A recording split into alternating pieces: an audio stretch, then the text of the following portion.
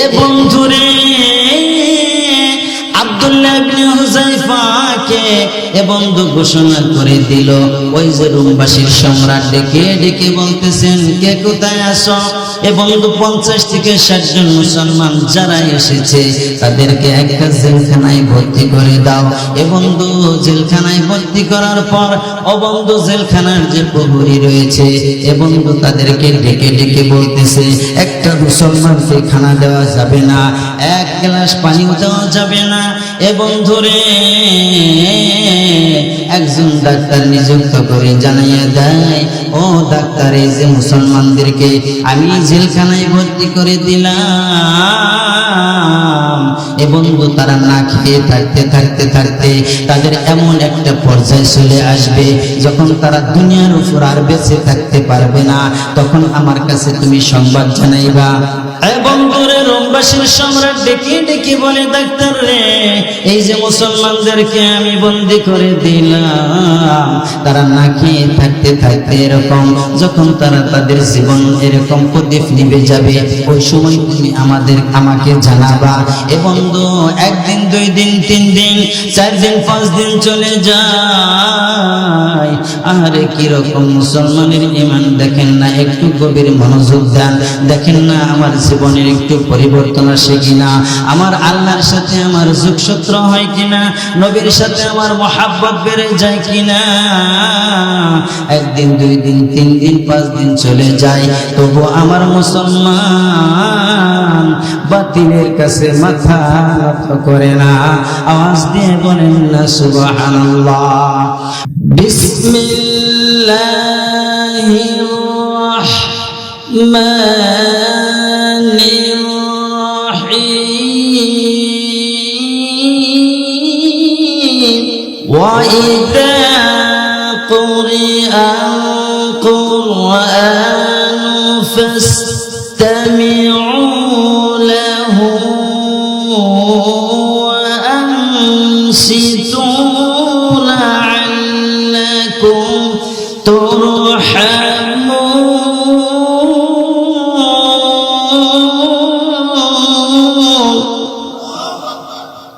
আমার ভাইরা, আমার বন্ধুগণ, আজ থেকে ১৫০০ বছর আগে আল্লাহ রাব্বুল আলামিন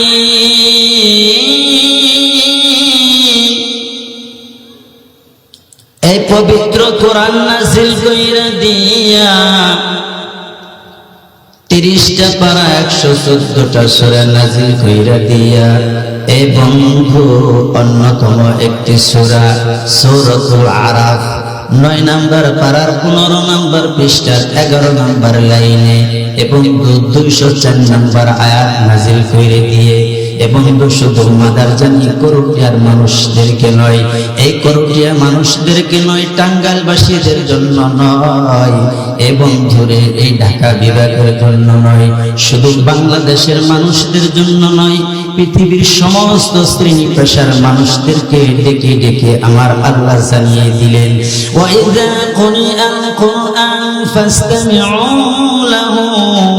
এবং আল্লাহ জানিয়ে দেয়, যেখানে কোরআনের আলোচনা চলবে, কোরআনের তেলাওয়াত চলবে, বন্ধু বলতেছে কোরআনের হাকিকতের আলোচনা চলবে, ওইখানে তোমরা যদি তোমাদের জবানটাকে বন্ধ করে দিয়া, এবং ধরে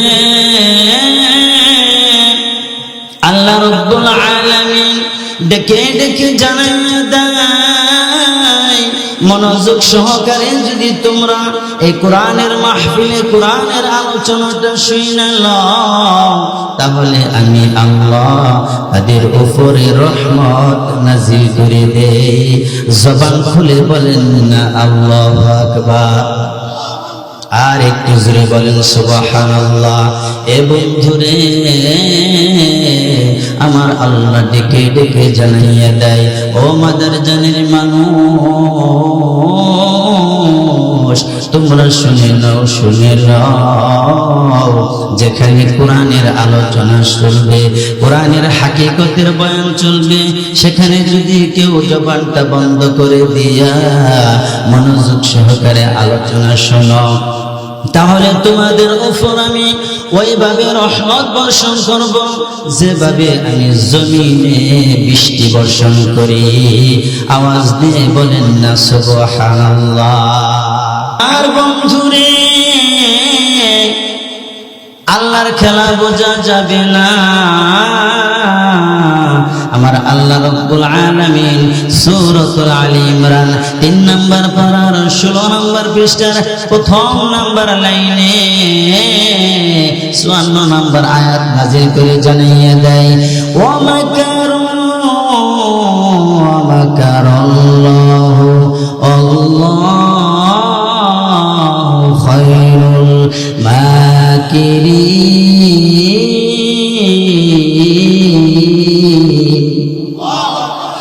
আল্লাহর খেলা বোঝা যাবে না।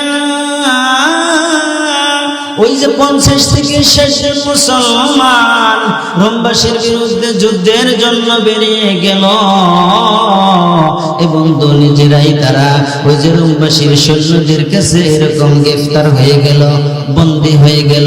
বন্দী হওয়ার পর রোমবাসীর সম্রাট প্রত্যেকে এরকম তাদের সামনে ডেকে আনার পর এবং তাদের যে ওই যে তাদের একজন নেতা রয়েছে, ওই যে কাফেলার একজন নেতা আব্দুল্লাহ ইবনে হুযায়ফা, আব্দুল্লাহ ইবনে হুযায়ফাকে নিজ কামরায় ডেকে নিয়ে ও বন্ধু ঘেঁষ রুমে নিয়ে কি একটা প্রলোভন দেখায়, কি একটা লোক দেখায়। হযরত আব্দুল্লাহ ইবনে হুযায়ফাকে রোমবাসীর সম্রাট একটা রুমের ভিতর নিয়ে ডাক দেয়া বলেন, আব্দুল্লাহ ইবনে হুযায়ফা রে, তোমরা কিসের জন্য এসেছ? এ বন্ধুরে, রোমবাসীর সম্রাট তাদেরকে ডাক দিয়ে লোক দেখায় কিসের জন্য এসেছ? আব্দুল্লাহ ইবনে হুযায়ফা বলে, আপনি আল্লাহকে মানেন না, আপনি নবী মানেন না, আপনি ইসলাম মানেন না, আমরা আপনার বিরুদ্ধে যুদ্ধ করার জন্য এসেছি। আওয়াজ দিয়ে বলেন না সুবহানাল্লাহ। কি করার জন্য আসছে? যুদ্ধ করার জন্য আসছে। রোমবাসীর সম্রাট ডেকে বলে, তুমি জানো কি বলতেছ? এখন যদি আমি ইচ্ছা করি তোমাদের সব কটাকে দুনিয়ার থেকে কি করে দিব? বিদায় করে দিতে পারবো। কথা বলেন, কি করে দিতে পারবো? বিদায় করে দিতে পারবো। আব্দুল্লাহ ইবনে হুযায়ফা রাদিয়াল্লাহু তাআলা আনহু ডেকে ডেকে ডাক দিয়ে বললেন, আপনি দিলে দিতে পারেন, তাতে কি হয়েছে? এ বন্ধু, যেদিন থেকে এই কোরআনকে মুহাব্বত করেছি সেদিন থেকে আমি আব্দুল্লাহ ইবনে হুযায়ফা মৃত্যুকে ভুলে গেছি। আওয়াজ দিয়ে বলা যাবে কি সুবহানাল্লাহ? আব্দুল্লাহ ইবনে হুযায়ফা বলেন, ওই দিন থেকে আমি মৃত্যুকে ভুলে গেছি, যেদিন থেকে আমি কোরআনকে মুহাব্বত করেছি, আমার নবীর মুহাব্বত অন্তরে জায়গা দিয়েছি, আল্লাহকে ভালোবেসেছি। এ বন্ধু রে, এ বন্ধু, ওই যে রোমবাসীর সম্রাট ডেকে ডেকে বলে, তুমি কি বলতেছ? তুমি কি জানো আমি যদি ইচ্ছা করি তোমার সহচরদেরকে নিয়ে আমি একসাথে দুনিয়া থেকে তোমাদের বিদায় করে দিতে পারবো? সেই শক্তি, সেই ক্ষমতা আমার আছে। কি বলতেছে? আব্দুল্লাহ ইবনে হুযায়ফা বলতেছেন, কি বলতেছেন আপনি বলেন। এবং আব্দুল্লাহ ইবনে হুযায়ফা এই কথা বলার পর রোমবাসীর সম্রাট একটা ঘরের মধ্যে নিয়ে ডাক দিয়ে বলতেছেন, আমি তোমাকে একটা অপশন দিতে চাই, এই অপশনটা যদি তুমি মেনে নাও তাহলে আমি তোমাকে 3টা পুরস্কার দেব। কয়টি পুরস্কার? যদি একটা অপশন তুমি মেনে নাও তাহলে তোমাকে আমি 3টা পুরস্কার দিব। এবং আব্দুল্লাহ ইবনে হুযায়ফা ডেকে ডেকে বলে, ও রোমবাসীর সম্রাট, তাহলে তুমি বলো তোমার কি পুরস্কার, কি তোমার অপশন? রোমবাসীর সম্রাট ডেকে ডেকে বলে, আব্দুল্লাহ ইবনে হুযায়ফা, ওই যে তুমি আমার পুরস্কারের কথাটা আগে শুনে নাও। তুমি যদি আমার অপশনটা মেনে নাও, তোমার 1 নাম্বার পুরস্কার হবে আমি রোমবাসীর সম্রাটের যত সম্পদ আছে এই সম্পদের অর্ধেক সম্পদ আমি তোমাকে দান করে দিব। এটা হলো 1 নাম্বার পুরস্কার। আব্দুল্লাহ ইবনে হুযায়ফা বলেন, আপনার 2 নাম্বার পুরস্কার কি বলেন? এবং আব্দুল্লাহ ইবনে হুযায়ফা এই কথা বলার পর রোমবাসীর সম্রাট ডেকে ডেকে ডাকতে বলতেছেন, ও আব্দুল্লাহ ইবনে হুযায়ফা, আমার একটা সুন্দরী কন্যা আছে গো, অত্যন্ত সুন্দরী, অত্যন্ত সুন্দরী। এই সুন্দরী কন্যাটা আমি তোমার সাথে বিবাহ দিব। এটা হলো 2 নাম্বার পুরস্কার। 3 নাম্বার পুরস্কার কি বলেন? 3 নাম্বার পুরস্কার হইল, ও আব্দুল্লাহ ইবনে হুযায়ফা, আমার যত সম্পদ রয়েছে বাকি সম্পদ আমি মৃত্যুর পর তুমি পেয়ে যাইবা। এবং ধরে আব্দুল্লাহ ইবনে হুযায়ফা বলেন, অরববাসীর সম্রাট, এখন অপশনটা কি আপনি বলে দেন, বলে দেন আপনার কি অপশন? এবং রোমবাসীর সম্রাট ডেকে ডেকে বলতেছেন, এবং আমার শর্ত হলো তুমি যে ইসলাম নিয়ে আমার সাথে যুদ্ধ করার জন্য, এরকম আমার সাথে যুদ্ধ করার জন্য তোমার সঙ্গীদেরকে নিয়ে এসেছ, তোমরা সেই ইসলামটাকে ছেড়ে দিবা। যে নবীর মুহাব্বত অন্তরে পয়দা করেছ, এই নবীর মুহাব্বতটা ছেড়ে দিবা। যে কোরআনকে ভালোবেসেছ, যে কোরআনের জন্য জীবন দিতে প্রস্তুত হয়েছ, এই কোরআনের মুহাব্বতটাও ছেড়ে দিতে হবে। এটা হলো 3 নাম্বার অপশন। এবং ধরে হযরত আব্দুল্লাহ ইবনে হুযায়ফা রাদিয়াল্লাহু তাআলা আনহুর সমস্ত ধৈর্যের বাঁধ যেন এরকম ভেঙে গেছে। এবং ধরে আব্দুল্লাহ ইবনে হুযায়ফা ডেকে ডেকে বলে, ও রোমবাসীর সম্রাট, তুমি তো জানো না এই দুনিয়ার কোন লোক দেখাইয়া আব্দুল্লাহ ইবনে হুযায়ফাকে এই ইসলাম থেকে দূরে সরানো যাবে না, এবং কোরআন থেকে দূরে সরানো যাবে না। সুবহানাল্লাহ। এবং তারা কেমন ঈমানের অধিকারী ছিল, কথা বলেন ঠিক না বেঠিক? কেমন ঈমানের অধিকারী ছিল বন্ধু। আর আমাদের এখন যারা রাষ্ট্রপ্রধান এবং আমাদের উপরে যারা রয়েছে, আর বন্ধুগণ তাদের ঈমানটা কেমন ছিল একটু তাকরার করেন। আর রয়েছে তারা হলো কলমের 1 খোসা দিয়ে বন্ধুগণ লক্ষ লক্ষ টাকা ইনকাম করে, কিন্তু আমাদের বন্ধু আমরা সারাদিন পরিশ্রম করে 500 টাকা কামাইতে পারি না। আছে না এরকম শিক্ষিত? এগুলোকে আমি শিক্ষিত বলি না, এগুলো হলো কি শিক্ষিত শয়তান। এই সম্পর্কে আইনুদ্দিন আজাদের একটা গজল রয়েছে। কি রয়েছে? একটা গজল রয়েছে। দুর্নীতি রয়ে আখড়াই বসে জাহির করে জ্ঞান, কলম দিয়া কামাই টাকা আবার ধরে সাধুর ভান। ওরা শিক্ষিত শয়তান, ওরা শিক্ষিত শয়তান, ওরা শিক্ষিত শয়তান, ওরা শিক্ষিত শয়তান। দুর্নীতির আখড়ায় বসে জাহির করে জ্ঞান, কলম দিয়ে কামাই টাকা আবার ধরে সাধুর ভান।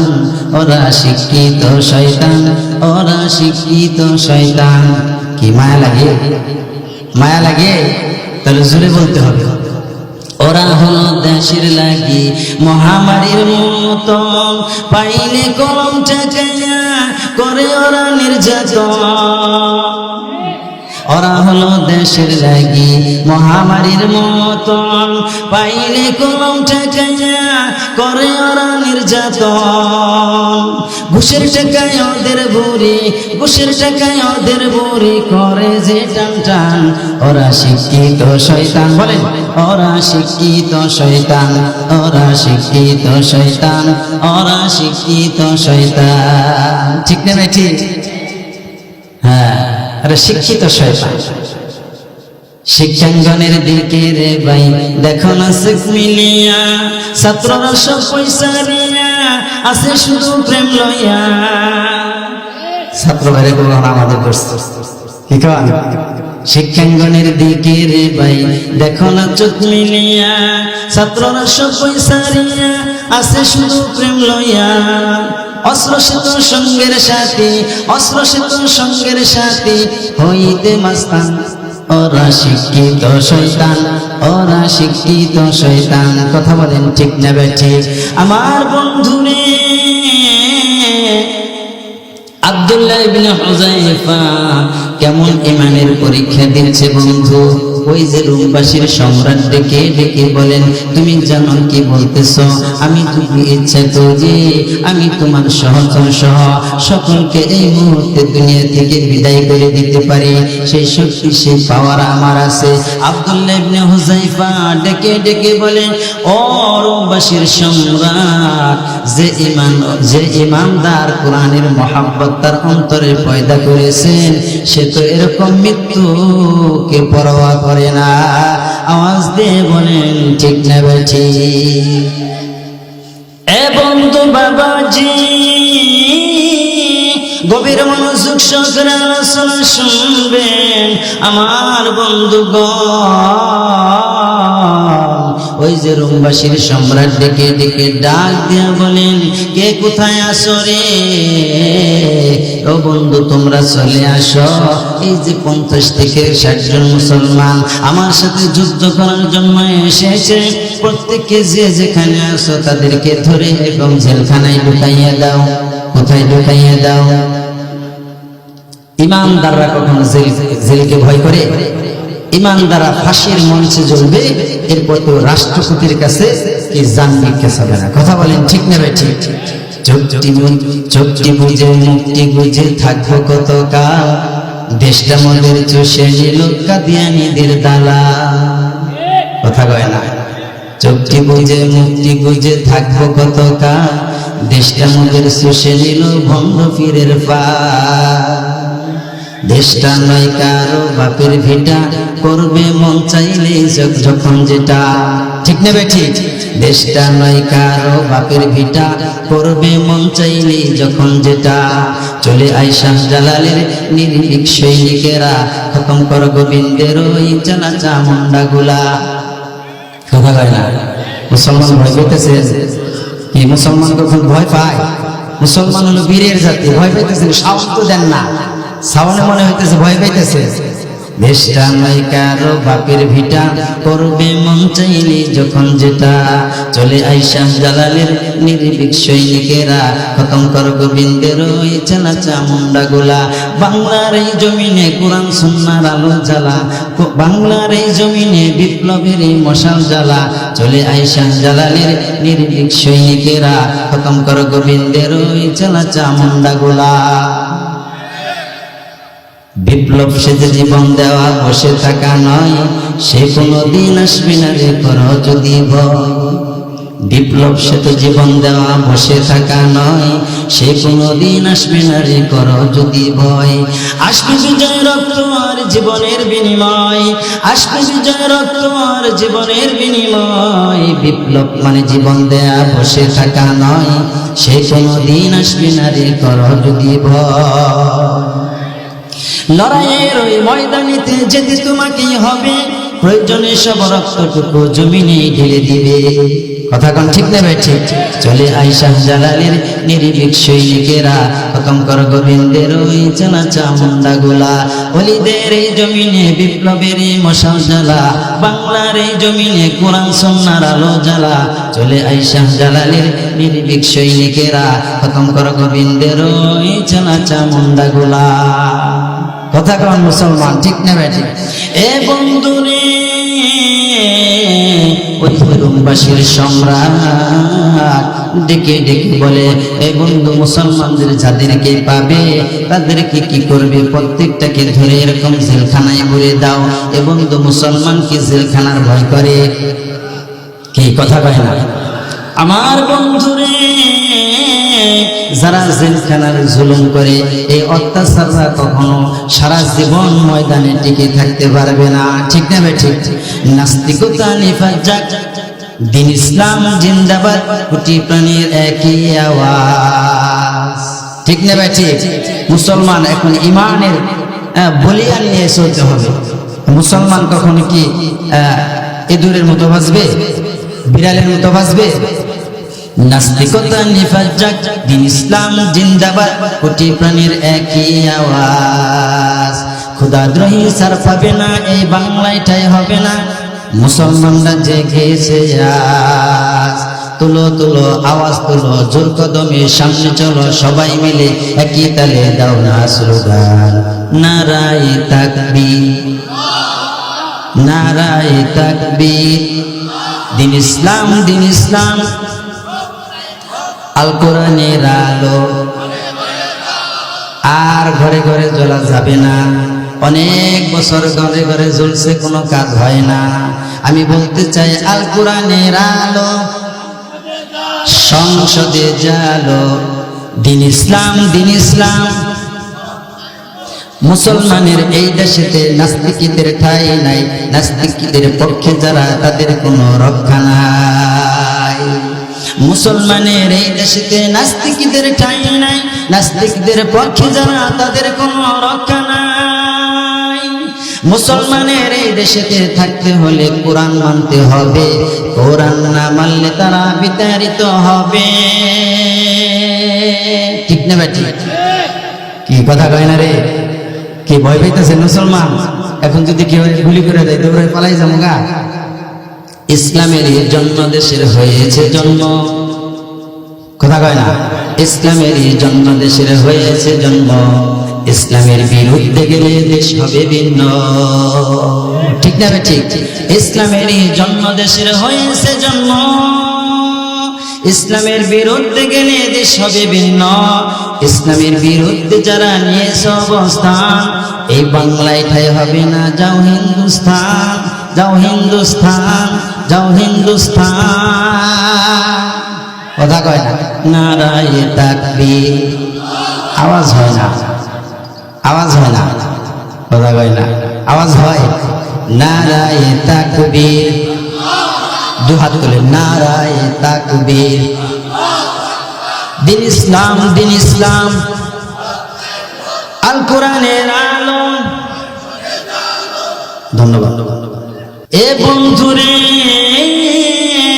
আব্দুল্লাহ ইবনে হুযায়ফাকে এ বন্ধু ঘোষণা করে দিল, ওই যে রুমবাসীর সম্রাট ডেকে ডেকে বলতেছেন, কে কোথায় আসো?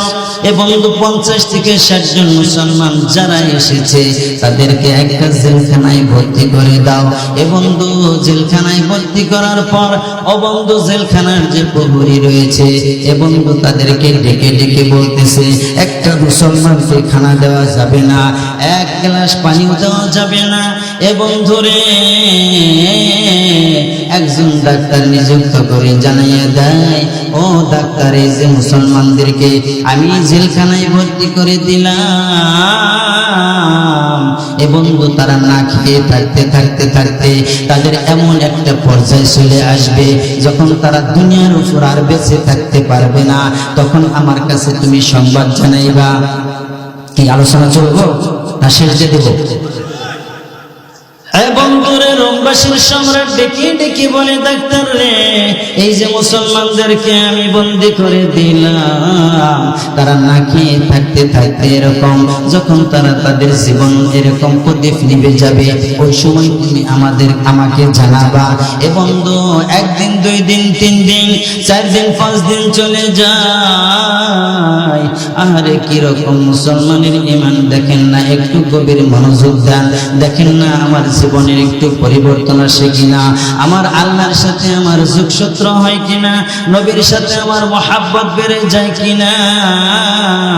একদিন, 2 দিন, 3 দিন, 5 দিন চলে যায়, তবু আমার মুসলমান বাতিলের কাছে মাথা নত করে না। আওয়াজ দিয়ে বলেন না সুবহানাল্লাহ। 5 দিন, 6 দিন চলে যায়, অল্প অল্প সময় সংক্ষেপ, অতি সংক্ষেপে শেষ করে দেব রে বাজান, একটু গভীর মনোযোগ দেন। এ বন্ধু, যখন 5 দিন, 10 দিন এরকম নয়, যখন 15 দিন চলে গেল, ওই যে একটা ডাক্তার নিযুক্ত করেছে, ওই ডাক্তার বন্ধুগণ মুসলমানের ঘর যে দরজা, এ বন্ধু জেলখানার দরজা খুলে দেখে মুসলমানগুলো এমন নাজাল অবস্থা, এই মুহূর্তে যদি তাদেরকে খানা দেওয়া না হয় তাহলে এই মুহূর্তে তারা মৃত্যুবরণ করবে। এবার জানবে ওই ওই যে ডাক্তার এবং রোমবাসীর সম্রাটের নিকটে ডেকে ডেকে বলতেছেন, একদিন 2 দিন নয় 15 দিন অতিবাহিত হয়ে গেছে। ও হুজুর, এখন মুসলমানের যে নাজুক অবস্থা, তাদেরকে যদি এই মুহূর্তে খানা দেওয়া না হয়, একটা মুসলমান আর টিকবে না। এবং রোমবাসীর সম্রাট এখানে মুসলমানদের মাথা নত করার জন্য, তাদেরকে হেয় প্রতিপন্ন করার জন্য একটা কৌশল করলেন এবং তার সৈন্যদেরকে ডেকে ডেকে জানায় দেয়, ও ডাক্তার, আমার সৈন্যদেরকে বলে দাও তাদের জন্য যে খানার ব্যবস্থা হবে এটা কোনো হালাল খাবার হবে না, তাদের জন্য যে খাবারের ব্যবস্থা হবে এটা হবে শুকরের গোশত। জোরে বলেন না নাউজুবিল্লাহ। এবং দূরে তাদের জন্য পানির যে ব্যবস্থা হবে এটা হবে মদ। এবং প্রশ্ন করতে চাই, শুকরের গোশত খাওয়া কি হারাম, হালাল না হারাম?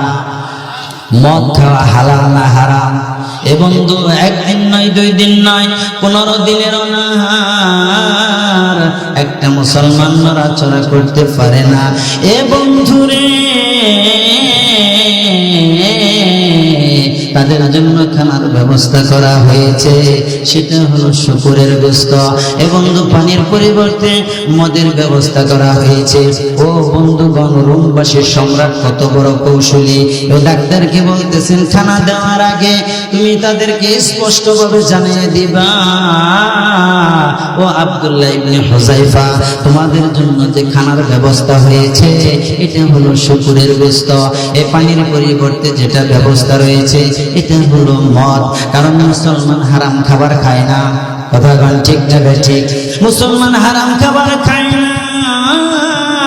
এবং খানা হাজির হয়ে গেছে, ওই জেলখানার দরজা খুলিয়া খানাগুলো হাজির করিয়া ডেকে ডেকে বলে, আব্দুল্লাহ ইবনে হুযায়ফা রে, তোমাদের জন্য খানার ব্যবস্থা হয়ে গেছে, তবে এই যে খানা দেখতেছ এটা কিন্তু হালাল খাবার না, এটা হলো শুকরের গোশত।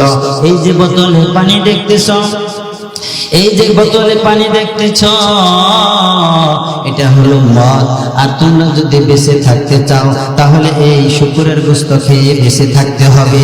তোমরা যদি বেঁচে থাকতে চাও তাহলে মদ খেয়ে তোমাদের বেঁচে থাকতে হবে, তাহলে তোমাদেরকে মদ খেয়ে বেঁচে থাকতে হবে। এবং 1 দিন 2 দিন নয় 15 দিনের অনাহারে মুসলমান যেমন গর্জে উঠেছে, ও রোমবাসীর সম্রাটের সামসারা, তোমরা আমাদের সামনে এরকম হারাম খাবার নিয়ে এসেছ, জেনে নাও বুঝে নাও মুসলমান কখনো হারাম খাবার খায় না। এবং আমাদের জীবন চলে যাবে তবু মুসলমান হারাম খাবার মুখে তুলবে না। আওয়াজ দিয়ে বলেন না সুবহানাল্লাহ। আমার বন্ধুরে, আব্দুল্লাহ ইবনে হুযায়ফা সহ লোকগুলো নাড়াচাড়া করতে পারে না, মনে হয় জীবন প্রদীপ নিভে যাবে। ওই মুহূর্তেও কিন্তু হারাম খাবার সামনে আসছে, এরকম বীরের মতো ঘুরছে উঠছে। এই মুহূর্তে যদি আমাদের সামনে থেকে হারাম খাবার চলে না যায় এবং 1 মিনিটের মধ্যে থেকে তোমরা এই হারাম খাবার আমার সামনে থেকে নিয়ে যাবে, যদি না নিয়ে যাও এই খাবারের প্লেটগুলো ভেঙে চুরমার করে দিব। আর জবান খুলে বলেন না সুবহানাল্লাহ। এ বন্ধুরে, গভীর মনোযোগ অল্প সময়ের মধ্যে শেষ করে দিয়া আমার বন্ধু আমার এই আলোচনা শেষ করে দিব।